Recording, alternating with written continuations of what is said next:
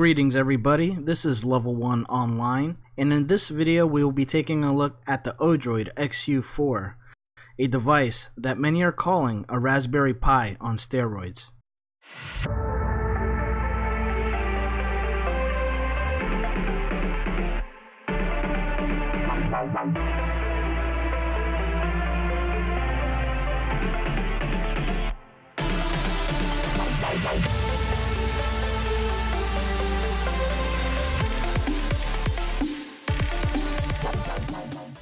So here it is, folks.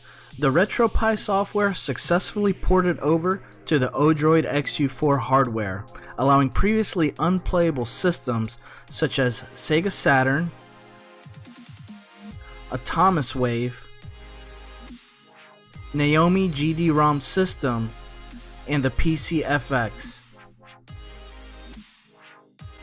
So the first thing I'd like to do is I'd like to speak with you guys about your buying options.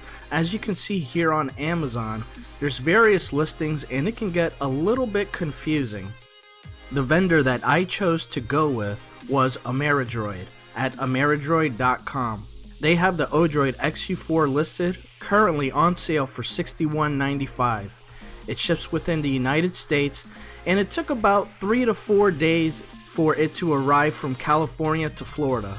On their website it has all of the hardware specs listed.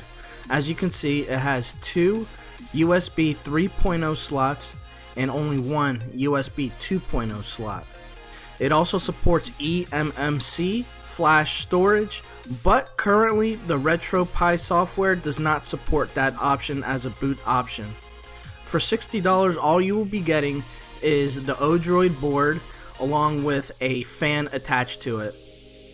Now, even though it's recommended on their website to get the 4 amp power supply, what I highly recommend getting is the 6 amp power supply. You're gonna spend about $10 more, but it's highly worth it if you plan to connect your external hard drives to this machine. This device does not support Bluetooth or Wi-Fi, so you will have various options on the right hand side to select the appropriate dongle. Me personally, I use a wired connection always, so I don't have to worry about these types of issues. The plastic case can be had for about $7.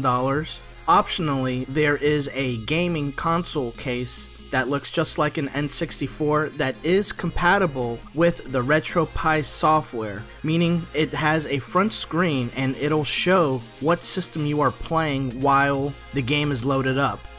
And finally, if you don't know which SD card micro to go with, I recommend the SanDisk 128GB. It is currently on sale on Amazon for $22.95. That is the lowest price it has been since maybe last Black Friday. So for my particular buying situation and needs, I went with the 6 amp power supply, the regular plastic case, and the board itself. It came out to a total of $84.80. So the team responsible for the version of retropie that I'm using right now was made possible by Odroid Retro Arena. Their website is odroidarena.com. On their website, you will find a base image without any ROMs, and you will also find a very informative PDF. In their first tab, you will see a section called Distros. On this section, it has various alternative software emulation suites. On the next tab over, there is a download section. On this section, you will find a direct link to the image file, and they are currently on version 1.5.2, and this is based off of retropie 4.4.2. It is a 5GB download. To get a full grasp of what's going on, I recommend checking out this link right here, the release notes. You simply open up a new tab. So in this PDF, it has some very useful information such as your user login, which is pigaming, and the password is retropie. It also has a list of the development team right here. I recognize a few of these faces, and I know where and how to reach out to them privately if I need any further assistance. So on this second page, it has listed some of the nuances and differences between the retropie that you're accustomed to on your Raspberry Pi and the retropie that has been ported over to the Odroid. Not everything translated smoothly, but they did everything to the best of their ability, and like I said in my previous stream, I am very satisfied with what they've put out. On the third page, it has a list of some of the progress and enhancements they have made to their software. Same thing with page 4, same thing on page 5, and then at the very end it has some additional FAQ. Please keep in mind, this does not support GameCube, Xbox, PS2, Wii, Xbox 360, PS3, Wii U, and anything beyond that. Getting back to their home site, they have a tab here for YouTube affiliates. The first listing we have here is a fellow called Easy Hacks. This guy is very informative, offers lots of help, very easy and down to earth. I recommend reaching out to him if you have any questions. Make sure you subscribe to his channel and hit the thumbs up button. This is the man responsible for the retropie toolkit. If you are familiar with that, and if you have built your own images, it is a great tool to work with, and I'm pleased to announce that he actually has a Odroid version of the retropie toolkit, and I will put a link to that in the description. After that on the list, we have Mr. ETA Prime. Recently hit over 100k subs. This guy has various tutorials on a retropie for the Raspberry Pi, but that will also translate over to this new software for the Odroid. Our next tab over is the frequently asked questions. A couple of questions people may ask. For example, does the image auto expand? That is a yes. Once again, it says, can I install my Aura retropie image to my SD card just like the Raspberry Pi? Yes, it is very much similar. I even have on my channel a 10-minute tutorial where I hold your hand from start to finish. Another frequently asked question is, can I just drop my configuration files from one system to the other? There is a slight difference. They did rename a folder from Pi to pigaming, and that can cause certain issues to not translate correctly. Also, because we're using a different operating system, it does not use the config.txt file. It in fact uses a boot.ini file, and I will cover how to change that later on in the video. There is another question here that asks if you can use the updater in the retropie setup menu. They say yes. My recommendation at this point, from what I've tested out, only update your RetroArch package, because that is going to allow you to implement the latency reduction, and I was able to test that on the Super Nintendo, and I will discuss that also further later in the video. Another question that might come into play is about the Wi-Fi working, and there is a guide right here made for you if you are struggling with your Wi-Fi module. The last tab we have right here is the micro SD card section. This has a known list of compatible cards that will work for this setup.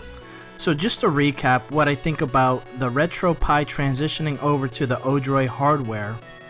Most notable is the login information using SSH, with, once again, it is pigaming as your user login and retropie as the password. You're going to run into less folder permission issues than you did with your standard version of retropie for the Raspberry.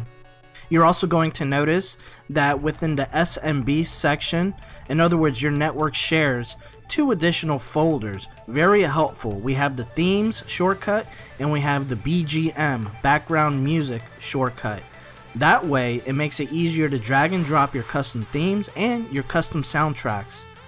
So getting started with our Odroid, whether we have a fresh base image or whether we have a preloaded image off of Arcade Punks, first thing I will tell you is that SSH will be enabled. All we have to do is copy the Odroid toolkit folder to our desktop, navigate to where it says log into odroid.cmd, double click on it, it will automatically log us in.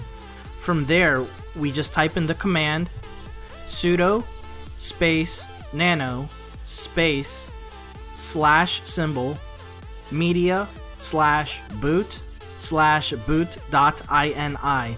Then we press enter. On this screen, it is very similar to when we would edit the config.txt, with a few exceptions. All we need to do is scroll down this page. It's going to have a list of resolutions. So I prefer to use 720p. So I find the first listing right here, and all we have to do is this hashtag or pound symbol, whichever way you call it, we just delete it, and now it's removed. And then at that point, all we need to do is save it by hitting Control and X. At this point, you hit the letter Y for yes, then push enter. Now at this point, we just hit sudo reboot, and then on the next reboot, it will load up at 720p. There's two more tips I would like to provide. If you are using the Logitech F310 controller or an Xbox 360 controller, there is an additional step we will need to take. Simply what we do is we navigate over to our retropie setup screen. We go into retropie setup. From here we go to manage packages. We go to manage driver packages, and we simply install the Xbox driver. It's right there, update from source. Once that finishes installing, you go to configuration and options, and you enable the Xbox driver. At this point, I recommend double backing, hit cancel, go back again, go to your, actually hit back one more time, navigate to your main screen, go to configuration and tools, go to emulation station, clear reset emulation station, input configuration. You go ahead and acknowledge that, and if you want to swap your A and B buttons around, you can go ahead and take care of that right there. So once you finish with that, you can hit cancel, go back, and then go down here to perform reboot, and that takes care of that. The next thing I recommend is updating your RetroArch if you want to experiment with latency reduction. You simply go to manage packages, manage core packages, RetroArch, and you can hit update from binary. And then from there, we just exit out. And previously on the Raspberry Pi, whenever we would attempt to implement latency reduction on Super Nintendo, we would run into lag issues and sound stuttering issues. I'm going to show you really quick how to implement this. You hit the select and X button. This will take you into your RetroArch menu. You go to the very bottom where it says latency. You can enable it.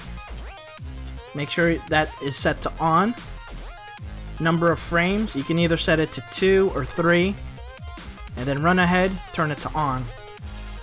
From there we back out, and now it's turned on.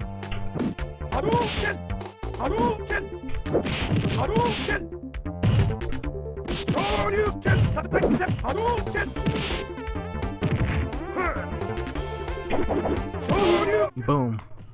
And he's down for the count.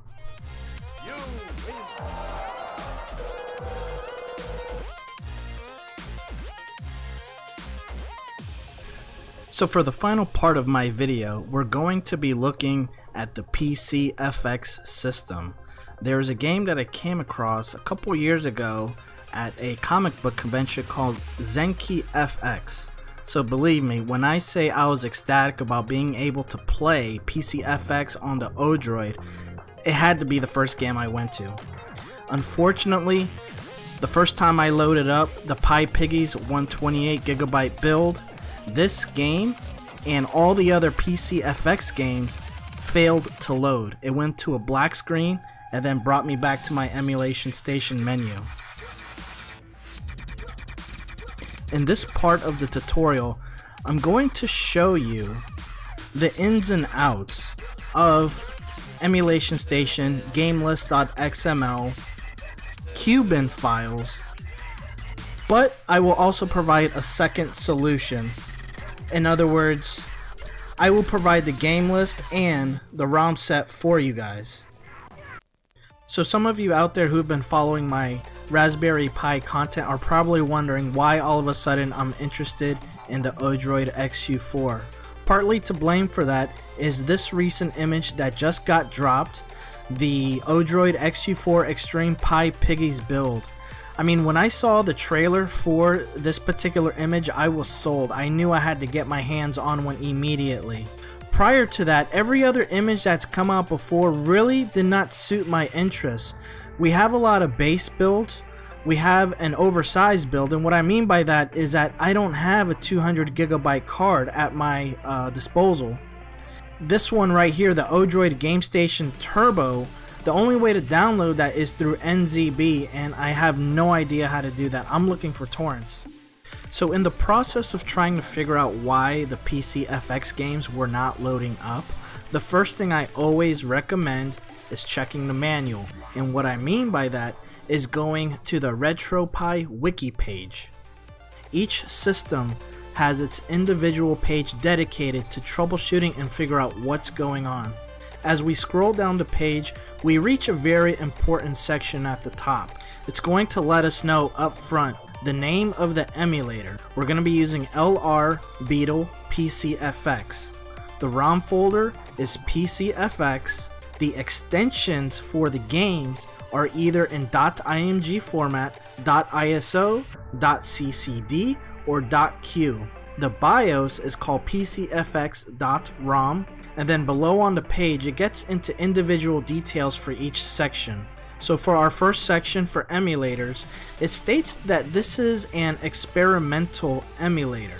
So there's two things I recommend checking within retropie setup to verify that you have this installed. We simply go to Manage Packages, we go to Manage Experimental Packages, and here is LR Beetle pcfx installed. The next thing we need to do is access our network shares. We find the configs folder. From there we scroll down, we find the pcfx, double click on that, then go to emulators.cfg, open that with a text editor, and we verify that it says default equals LR Beetle pcfx. If it has the name of another core, then we need to swap out that core for the correct one. From there you just hit the save button and you can close it out. The next thing we need to check for on our list is the BIOS file. It is pcfx.rom, all lowercase. Here is the storage location: home, pi, retropie, BIOS. It is also a shared folder. Here is our list of shared folders again, and here is BIOS conveniently placed for us. Let's double click, and then from there we scroll down the list and we locate pcfx.rom. Now another possibility we may run into, the BIOS file not being correct even though it is named correct. A great way to verify that is by md5 sum. And here is the code right here, and that's what I did to verify that I had the correct ROM file. There's even a guide right here you can click on that'll teach you how to do it. And then in this section right here, this is simply the retroarch.cfg file. For more information on that, it actually has a guide right here to explain all of that. And this is the most important part right here, the pcfx bin q file. This is very important because in this situation, it's very case sensitive, not only the file name, but also the file extension. So I'm going to navigate to my ROMs folder, my pcfx folder, and here it is right here. Let's take the very first game at the top, battleheat.bin. Make sure that there's an accompanying Q file, battleheat.q. Now this file right here, it's only 2 kilobytes in size. And what I recommend doing is opening it with a text editor. And the very first thing we see at the top, it says file, in quotations, battleheat.bin, and then binary. You have to make sure that this file name is exactly just like the file that is referenced over here. Once you got that in order, you can go ahead and hit save on the file and then exit. The last thing we will need to double check is the gamelist.xml. So this is very much like editing a web page. You have right here your opening tag, image, and then you have a closing tag. So let's find an entry in this system. It's usually going to start with game. So here's an opening tag right here. It starts with game, and then it shows the path of the particular game. And then if you see right here the file extension, it ends in CHD.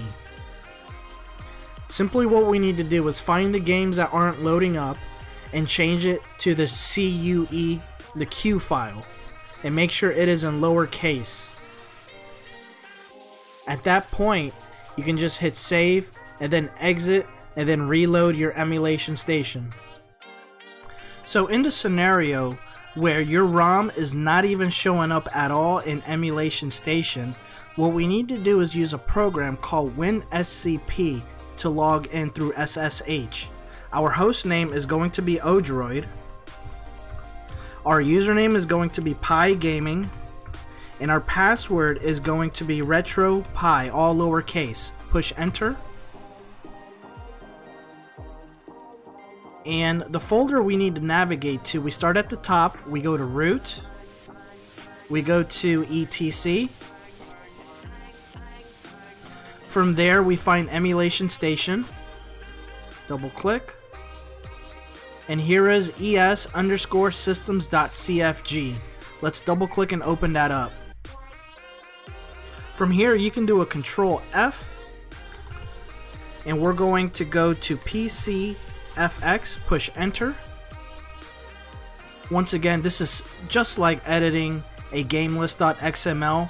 You have yourself an opening tag, and then at the bottom you have yourself a closing tag for system. So here's our system entry right here for pcfx. We need to make sure that our ROM path is set up correctly, and then we need to make sure that our extensions are set up correctly. I even experimented and threw in a .chd file to see if it would read it, because it was not in there before. And even by doing that, it did show up, but it would not load up the file. So let's actually erase that. And then right here, we need to make sure that we have a .q file in lowercase letters available. If, for example, your file extensions end in capital, here is a .q in all capitals.